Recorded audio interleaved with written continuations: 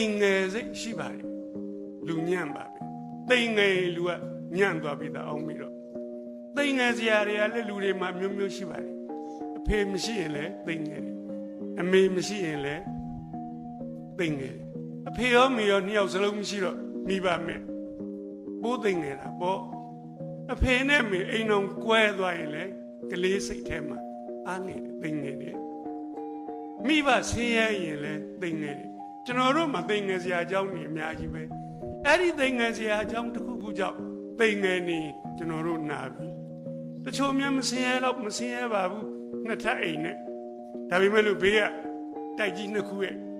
ကြားရဲရောက်နေတော့အဲ့ဘေးကတိုက်နှစ်ခုမော့ကြည့်ပြီးဒီကောင်နှစ်ထပ်အိမ်နဲ့သိငယ်နေတဲ့ကောင်လည်းရှိသေးတယ်အဲ့တော့သိငယ်ပြီဆိုရင်လူကပျော့ညံ့သွားတယ်အယိုးပြော့ယောဂရတယ်လို့ပဲခွေခောက်သွားတယ်သိငယ်ချင်းနဲ့အတူတူလွမ်းတယ်လို့ဆွေးတယ်လို့ဝမ်းနေတယ်လို့စိတ်ကပျော့သွားတဲ့အတွက်လူပါပျော့ညံ့သွားပါလေသိငယ်ချင်းဆိုတာအဲ့လောက်ကြောက်ဖို့ကောင်းပါတယ်